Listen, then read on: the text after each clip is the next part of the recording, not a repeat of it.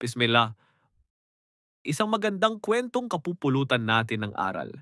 Si Barsisa ay isang kilalang abid malakas ang pananampalataya. Nung panahon ng Bani Israel, kilala siya sa kanyang matinding pagsamba. Lagi siyang nag-aayuno, nagdarasal, at halos lahat ng tao ay humahanga sa kanyang kabanalan. Ngunit dito papasok ang pinakamalaking pagsubok ng kanyang buhay. Si Barsisa ay nakatira sa isang lugar ng pagsamba na malayo sa tao. Doon, buong buhay niya ay nakatuon sa pagdarasal at pag-alaala kay Allah. Wala siyang ibang inatupag kundi kabanalan.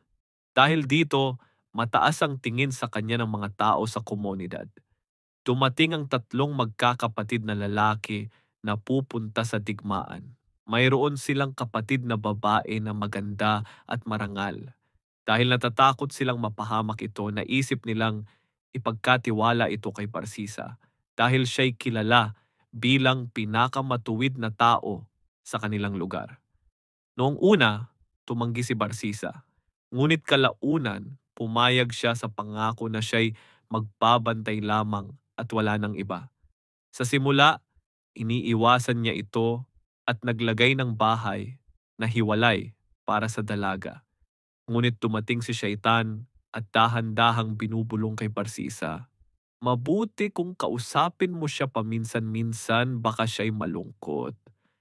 Mas maganda kung ikaw na ang magdadala ng pagkain kaysa ibang tao. Hanggang sa nagsimula silang mag-usap, unay simpleng tanong, hanggang sa nauwi sa matagal na pag-uusap. Dito, lumalim ang tukso.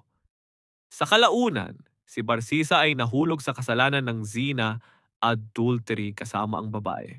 Sa takot na madiskubre, lalo na't nabuntis ang babae, pinilit niyang itago ang lahat.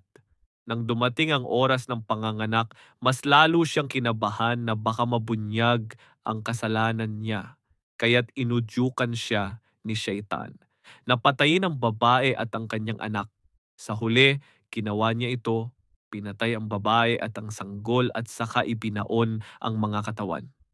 Pagbalik ng tatlong magkakapatid mula sa digmaan, tinanong nila si Barsisa tungkol sa kapatid nila. Sinabi niya na ito'y namatay dahil sa karamdaman at itinuro ang pinaglibingan sa kapatid nila. Ngunit dumating si Shaitan sa anyo ng isang tao at sinabi sa tatlong magkakapatid kung ano talaga ang nangyari at kung saan nakalibing ang kanilang kapatid. Hinukay nila ang pinaglibingan. Nakita nila ang kalunos-lunos na sinapit ng kapatid nila. Agad nilang pinuntahan si Barsisa at hunuli si Barsisa. Habang dinala si Barsisa sa parusahan para pugutan ng ulo, muling nagpakita si Shaitan at nagsabi, "Ako ang dahilan ng pagkakahulog mo sa kasalanan. At ako rin ang tanging makakaligtas sa iyo ngayon. Kung gusto mong mailigtas kita mula sa kaparusahan, may isang kondisyon. Sujuod ka sa akin." Sa madaling salita, una niyang ipinakita na siya raw ang may kapangyarihang iligtas si Barsisa. Pero sa katotohanan, ito'y isang huling bitag upang mahulog siya sa shirk, pagtatambal sa Allah bago siya mamatay. Sa sobrang takot at desperasyon, sumunod si Barsisa at dito siya tuluyang nahulog sa shirk, pinakamalaking kasalanan, bago siya pinugutan ng ulo. Ang kwento ni Barsisa ay malinaw na aral. Walang ligtas sa tukso ng syaitan kahit gaano pa karaming ibada o pagsamba ang nagawa. Ang maliit na kasalanan, pag-uusap lamang. Kapag hindi pinutol, hahantong sa malaking kasalanan. Ang pagtatakip ng kasalanan ay nauuwi sa mas mabigat na kasalanan. Ang tunay na kaligtasan ay nasa katapatan at takwa, hindi sa dami ng pagsamba. Si Shaitan ay hindi kailanman kakampi natin. Hihilahin ka niya hanggang sa mahulog ka sa kanyang patibong. Naway nagsilbing aral sa atin itong kwento ni Barsisa na isang abid matindi ang pagsamba sa Allah. Ngunit nagawa pa siyang mahila ni Shaitan sa kanyang patibong.